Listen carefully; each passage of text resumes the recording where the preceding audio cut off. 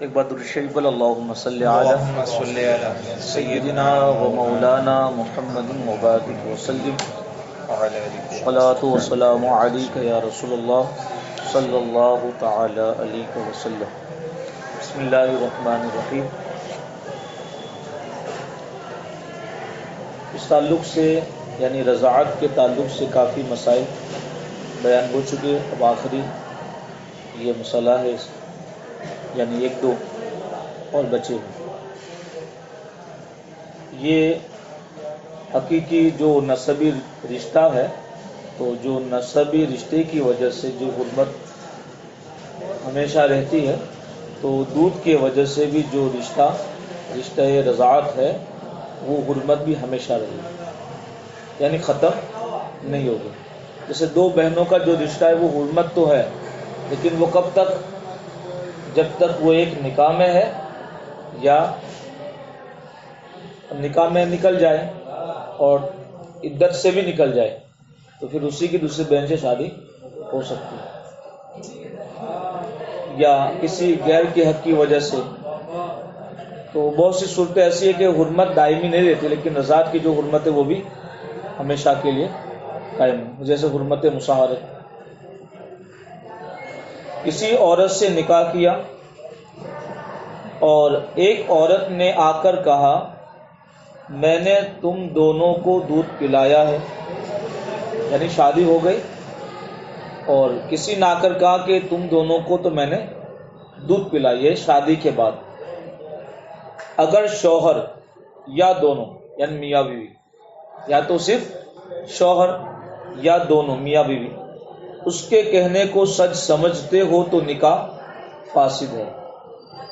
شوہر اگر صحیح سمجھتا ہے تو بھی فاسد، یا دونوں صحیح سمجھتے تو بھی فاسد، یعنی نکاح ختم ہو جائے گا۔ اب یہ ہے کہ شادی ہو گئی تو مہر کچھ دینا ہوگا کہ نہیں دینا ہوگا اس تعلق سے، تو یہ ہے کہ اگر وطی نہ کی ہو یعنی صحبت نہ ہوئی ہو تو مہر کچھ نہیں، اور اگر دونوں اس کی بات، یہ تو اس وقت ہے جب دونوں صحیح سمجھتے یا شوہر صحیح سمجھتا ہے تو نکاح ختم ہو جائے گا، اور صحبت نہ ہوئی ہو تو مہر بھی کچھ نہیں ملے گا۔ اور دوسری صورت، اگر دونوں اس کی بات جھوٹی سمجھتے ہو، یعنی شوہر بیوی دونوں، آنے والی جس عورت نے اس بات کو کہا کہ تم دونوں کو میں نے دودھ پلایا، تو دونوں اس کو غلط سمجھتے ہیں، تو بہتر جدائی، یعنی بہتر یہ ہے کہ وہ دونوں الگ، جدائی ہے یعنی الگ ہو جانا ہے۔ اگر وہ عورت عادلہ ہے، لوگوں میں یہ عادلہ کسے کہے گا کہ جس نے چھپ کر بھی نہیں اور کھلے طور پر بھی نہیں، یعنی اس کا حال لوگوں کے سامنے بالکل واضح ہے کہ یہ شریعت کے خلاف کام نہیں کرتی، تو پھر اگر وطی نہ ہوئی ہو تو مرد کو افضل یہ ہے کہ نصف مہر دے، اور عورت کو افضل یہ ہے کہ نہ لے۔ یعنی بات یہ غلط سمجھ رہے کہ یہ غلط بول رہی ہے، لیکن وہ بولنے والی عورت کیا ہے؟ عادلہ ہے۔ آئی بات سمجھ میں؟ تو شریعت حکم دیتے کہ جدا ہونا فرض تو نہیں، لیکن بہتر یہ ہے کہ جدا ہو جائے، چونکہ اس نے آج تک غلط نہیں بولا ہے، وہ یہ جو بول رہی ہے تو ہو سکتا ہے تم بھول گئے، چونکہ وہ بچپنے کی بات ہے، دودھ کی بات تو آپ سمجھتے ہی ہیں۔ وہ رضاعت کے لیے 2.5 سال، اور آلریڈی جو مدت ہے وہ 2 سال، تو کس کو معلوم یاد رہا کہ نہ رہا؟ سب کے ذہنوں کی باتیں نہیں ہو سکتی، یا تو اس لیے تو کہا کہ ماں باپ یا وہ اور خود دوسروں کو گواہ بنا لے، تو وہ ذہن میں یہ بات رکھ لی، یعنی یہ شبہ ان کو ہے، لیکن شریعت نے فرض کا حکم نہیں دیا۔ بہتر ہے کہ جدائی کر لے۔ کیوں؟ واضح نو، آپ دماغ سے سوچیں کہ یہ فرق سمجھ میں آتا ہے، کیونکہ یہ عادلہ ہے، اور وہ دونوں نے دودھ کب پیا ہے؟ 2 سال۔ اب کس کو یاد رہا؟ 10 سال کوئی ملاقات نہیں کرتا، بہت سی بار ایسا ہو جاتا ہے اگر 1-2 دن ملے اور جلدی میں پھر وہ چلا گیا اور رنگ بدل گیا، چہرے کا جو حلیہ تھا وہ بدل گیا، کچھ کیفیت بدل جاتی ہے، تو انسان ایک دم پہلی نظر میں پہچان نہیں لیتا ہے۔ اور یہاں بات کیا ہے؟ شادی ہو گئی، شادی سے پہلے کچھ بات ہوئی تو انسان دیکھ لیتا چلو کیا کہہ رہے، تو وہ وقت بھی اتنا نہیں ہے. تو پھر اگر وتی نہ ہوئی ہو تو نہ ہوئی ہو تب بھی کیا افضل یہ ہے کہ مرد مہر کا آدھا حصہ دے، اور عورت کے لیے بہتر یہ ہے، افضل ہے کہ وہ نہ لے اس صورت میں بھی. لیکن وہ فرض اور واجب کا حکم نہیں ہے نکاح ختم کرنے کا، لیکن بہتر ہے کہ نکاح ختم کرے. یہ دوسری صورت ہوگی. اور وتی ہوئی ہو تو افضل یہ ہے کہ پورا مہر دے، اور نان و نفقہ بھی، یعنی شبہہ ہے برابر، اور کیونکہ مرد و عورت اس کو صحیح نہیں سمجھ رہے تو وہ صورت بیان کر رہے ہیں. وتی نہ ہوئی تو نصف مہر، یہ افضل ہے مرد دے، اور عورت کے لیے بہتر کیا ہے شریعت نے کہا کہ نہ لے. اور اگر صحبت ہو چکی ہو تو اب مرد کے لیے افضل یہ کہ پورا مہر دے، اور ساتھ میں نان و نفقہ. نان و نفقہ میں کیا ہوتا ہے؟ کھانے کے لیے اناج وغیرہ کا انتظام، پہننے کے لیے لباس، رہنے کے لیے گھر، یہ ساری چیزوں کا انتظام. اور عورت کو افضل یہ ہے کہ مہر مثل اور مہر مقرر شدہ میں جو کم ہے وہ لے. مہر مثل یعنی اس کے خاندان میں اس کی کوالٹی، یعنی جو تعلیم کے اعتبار سے، اس کے خوبصورتی کے اعتبار سے، اس کی عمر کے اعتبار سے، اس کے اندر جو کمالات ہے، جو اچھی صفتیں ہیں یا جو بھی ہے اس طرح کی، اس کے خاندان کی کوئی لڑکی اگر اس کے میچ کی ہے برابر، تو اس کا جو مہر ہے اتنا لے لے، یا پھر کم سے کم جو بنتا ہے وہ لے لے. یہ اس عورت کے لیے حکم ہے. اور اگر عورت کو جدا نہ کرے جب بھی حرج نہیں، کیونکہ ان کے نزدیک کیا ہے کہ یہ غلط ہے عورت. یہ بات اسی بات پر تھا نا، بہتر ہے کہ جدائیگی کر دے، لیکن اگر جدا نہ ہو تو کوئی حرج کی بات نہیں ہے. یوں ہی تصدیق کی اور شوہر نے تکذیب تو نکاح فاسد نہیں. یوں ہی یعنی عورت کی تصدیق کر رہی اور شوہر نے تکذیب کر دی تو نکاح فاسد نہیں. مگر زوجہ شوہر سے حلف لے سکتی، یعنی دودھ پلایا ہے، عورت نے گواہی دی، اور اس کی جو بننے والی دلہن ہے برابر، یعنی اس کی جو بیوی ہے، وہ کہہ رہی کہ عورت صحیح کہہ رہی ہے، اور شوہر انکار کر رہا ہے، تو نکاح تو ختم نہیں ہوگا. مگر جوزہ یعنی بیوی شوہر سے حلف لے سکتی. حلف مانے قسم. اگر قسم کھانے سے انکار کرے شوہر تو تفریق کر دی جائے گی، یعنی جدائی کر لی جائے گی. تو گویا اس مسئلے کی 3 صورتیں ہوئی. کتنی؟ یعنی نکاح ہو گیا، نکاح ہونے کے بعد ایک عورت نے آ کے کہا کہ میں نے تم دونوں کو دودھ پلایا، اور یہ دونوں اس چیز کو صحیح مان رہے ہیں تو نکاح ختم. پھر ایک صورت یہ آئی کہ مہر دیا جائے کہ نہ دیا جائے. تو یہ ہے کہ اگر صحبت نہیں ہوئی ہے تو کچھ بھی نہیں دینا ہے، اور صحبت ہوئی ہے تو اس صورت میں یہ ہے کہ مہر دے دیا جائے. اور دوسری صورت یہ ہو کہ عورت نے آ کے یہ گواہی دی برابر کہ تم دونوں کو دودھ پلایا، لیکن میاں بیوی اس عورت کو صحیح نہیں سمجھ رہے، جھوٹا سمجھ رہے. تب شریعت کا حکم یہاں بھی وہی ہے کہ بہتر تو یہ کہ جدائی کر لے، اور اگر جدائی نہ کرے تو کوئی حرج کی بات نہیں. لیکن یہاں مہر میں کیا ہے؟ اگر صحبت نہیں ہوئی تو نصف مہر دینا افضل ہے، اور عورت کے لیے افضل کیا ہے کہ نہ لے. اور اگر صحبت ہو چکی ہے تو مرد کے لیے کہ پورا مہر دے، اور ساتھ میں نان و نفقہ یعنی خرچے کے لیے بھی اس کو پیسے دیے جائے.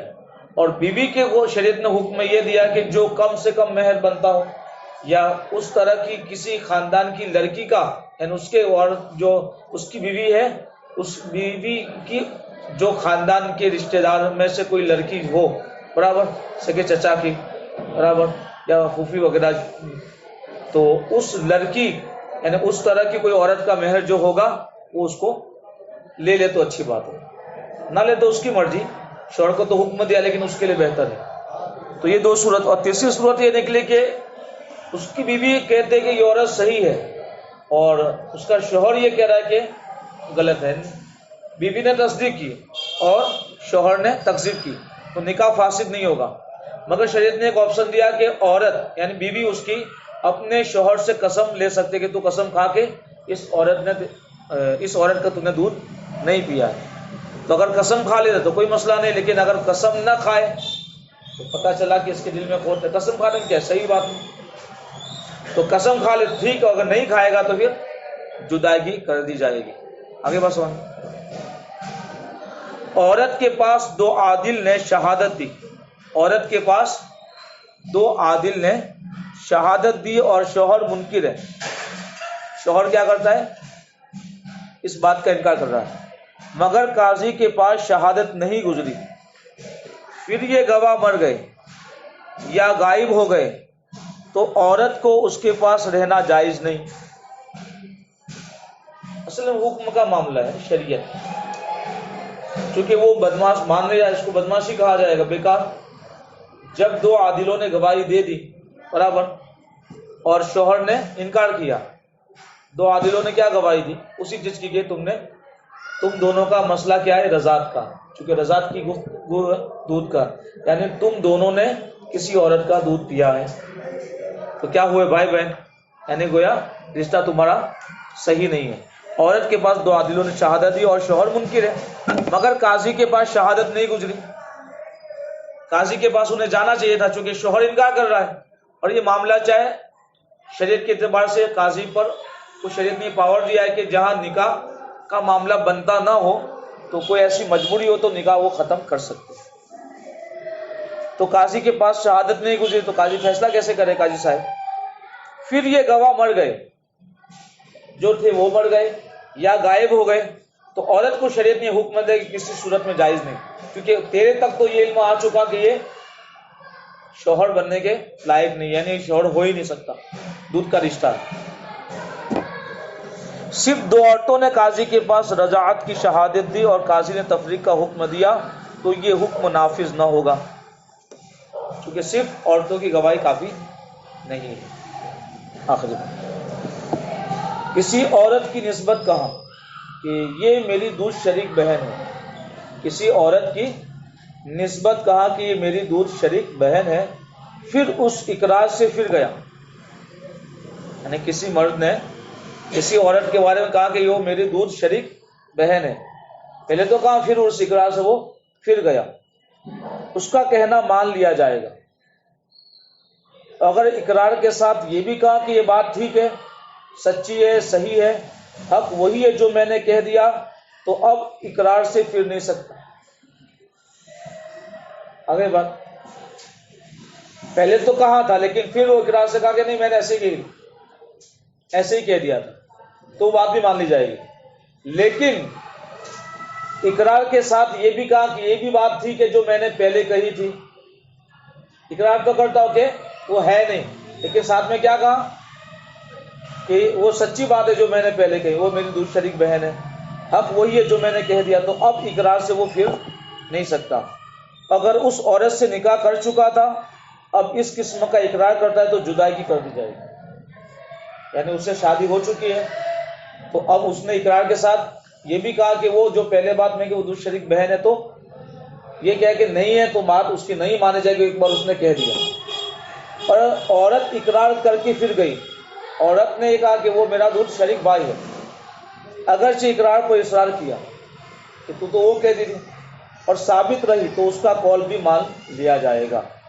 دونوں اقرار کر کے پھر گئے جب بھی یہی احکام ہے. آئی بات سمجھ میں؟ یعنی اصل پہلے کیا ہے، جو انہوں نے کہا وہ نہیں، اس کہنے کے بعد جو کہا وہ ہے اصل.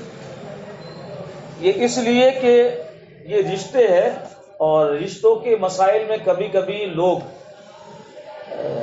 ان کے دل میں کچھ اور چیز ہے اور وہ کسی ایسی چیز کو بنیاد بناتے ہیں کہ جس کی وجہ سے انہیں نکاح سے معاملے کو ختم کرنا ہے. پہلے سوجھ بوجھ سے کام نہیں لیتے، اس لیے تو شریعت نے حکم دیا کہ فوراً طلاق نہ دے، نصیحت کرے، سمجھائے. جب ایسی ہی بات ہے تو پہلے معاملہ کلیئر کر لے. دودھ شریک بہن ہے تو گواہ لے، صرف کہنے سے تو نہیں ہوگا نا. حقیقت ہے تو وہ الگ مسئلہ ہے، لیکن شوہر اب ہی دودھ شریک بہن، اگر اس کا یہ کہنا ہے تو پھر شادی کیوں کی؟ آئی بات سمجھ میں؟ شادی کیوں کی؟ اب چلو شادی ہو گئی، اس کو یہ بات بھی نہیں، پھر اقرار کر لیا تو پھر تو شریعت نے کہا نا کہ اس نے کہا کہ جو میں نے پہلے بات کہی تھی وہ صحیح ہے. اسی طرح عورت نے اگر اس طرح کی بات کی کہ وہ میرا دودھ شریک بھائی ہے، پھر گئی، اگرچہ اقرار پر اس نے اصرار بھی کیا اور ثابت ہے تو اس کا بھی قول مان لیا جائے گا. لیکن وہ صورت کیا ہے؟ وہ ایک ہی صورت کہ ان کے کہنے کا مقصد کیا ہے. وہ پہلے مقصد پر گہرائی کے ساتھ، چونکہ فقہاء کرام اس باریکی کو دیکھتے ہیں کہ یہ انہوں نے بہانے کے لیے تو نہیں کہا ہے، رشتہ ختم کرنے کے لیے. تو وہ چیز اگر ثابت ہو جاتی ہے تو کوئی بات نہیں، اور اگر ثابت نہیں ہوتی تو ان کے اقرار کو مان لیا جائے. مرد نے اپنی عورت کی چھاتی چوسی تو نکاح میں کوئی نقصان نہ آیا، اگرچہ دودھ منہ میں آ گیا بلکہ حلق سے اتر گیا. لیکن سرکار نے ایک چیز فرمائی کہ اگر عورت شیردار یعنی دودھ والی ہو تو ایسی عورت کے پستان کو نہیں چوسنا چاہیے جس سے دودھ حلق میں آ جائے، اور اگر منہ میں آ جائے اور حلق میں نہ جائے تو مذائقہ نہیں، لیکن دودھ والی عورت کا دودھ پینا یہ حرام ہے. یہ چیز ہے، لیکن اس سے رشتے کے اندر کوئی فرق نہیں آتا. یہ مسئلہ آخری والا دھیان رکھنا، یہ ہے بار بہت عام ہے اس طرح. یعنی شادی کے بعد جب لڑکی یا لڑکے کی ولادت ہو جائے تو 2 سال یا 1.5 سال، چونکہ مدت ہے تو 2 سال، تو پیدائش کے بعد ہی اللہ تبارک و تعالیٰ کی طرف سے نظام کہ جو سینے کا ابھرا ہوا حصہ ہے کہ اس میں دودھ آ ہی جاتا ہے. تو ان دنوں میں جب انسان اپنے عورت سے قربت کرے تو اس حصے کو اپنے منہ میں نہ لے، اور کبھی آ بھی جائے تو فوراً منہ سے نکال دے. لیکن یہ چیز میں بچنا سوچیے کہ حرام ہے. بچنا ہی نہیں مطلب اس کو لگانا ہی نہیں، کیونکہ قریب جائے گے تو گناہ ہو ہی جائے گا، مشکل ہے معاملہ. تو اس لیے ان دنوں میں اپنی عورت کے سینے کے اگلے والے حصے سے کو منہ میں نہ لے، یہ سب سے بہتر ہے.